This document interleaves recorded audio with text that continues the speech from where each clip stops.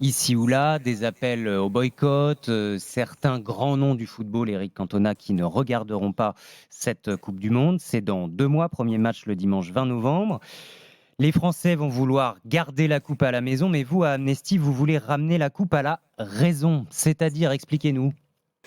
Bah, écoutez, cette Coupe du Monde, elle a quand même été conçue dans des conditions absolument indignes pour les travailleuses et travailleurs migrants qui ont contribué à fabriquer toutes ces infrastructures, ces stades, le métro, les hôtels, etc., qui vont rendre cette Coupe du Monde extrêmement lumineuse etc. Et Mais en fait, médiatique. et médiatique, mais derrière ces paillettes, en fait, il y a des vraies souffrances humaines. Donc nous, on veut vraiment ramener la coupe à la raison, dans le sens où on demande que tous les travailleuses et les travailleurs migrants qui ont subi toutes ces violations de droits humains soient indemnisés et qu'il y ait un véritable changement sur place au Qatar, parce Combien que de ça, c'est un personnes, changement. Sabine Gagné, parce que je sais que vous suivez le dossier depuis l'attribution de cette Coupe du Monde, donc depuis des années, combien de personnes ont travaillé dans des conditions que vous dénoncez comme inhumaines sur les chantiers au Qatar? Nous, on documente la situation depuis 2010 et en réalité, en 2010, il y avait 1,1 million de travailleurs migrants. Aujourd'hui, on est à 2,2 millions. Donc le Qatar est composé à 90% de main-d'œuvre immigrée.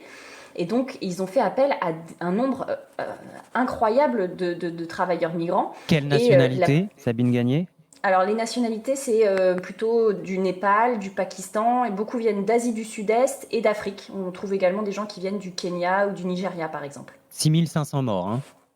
Alors ça, ce sont les chiffres du Guardian, le journal anglais qui a fait de nombreuses enquêtes et qui a estimé à 6500 morts les personnes qui sont mortes sur les chantiers liés à Mais, la Coupe du Monde. mais quand vous Nous, nous dites 2 millions de travailleurs, j'ai envie de dire seulement 6500 morts sur 2 millions de Alors, c'est pour travailleurs? ça que nous ne reprenons pas ces chiffres de 6500 morts, parce que nous avons également fait une enquête.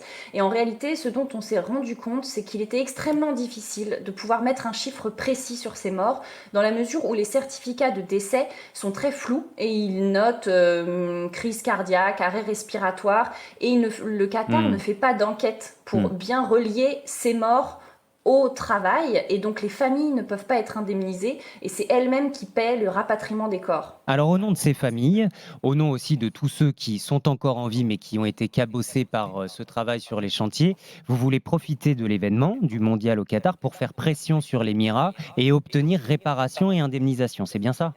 C'est bien ça. Et on entend bien tous les appels au boycott, y compris d'anciens joueurs de foot. Et en fait, on n'est pas contre le fait que d'autres appellent au boycott. Mais nous, c'est vrai que depuis 10 ans, ce qu'on constate, c'est qu'on veut saisir l'opportunité de cet événement médiatique. On veut vraiment tourner l'opinion mondiale et donner un coup de projecteur vers ce pays pour obtenir des changements. Et ce qu'on constate, c'est Ça qu'il y a marchera, déjà eu. Sabine Gagné?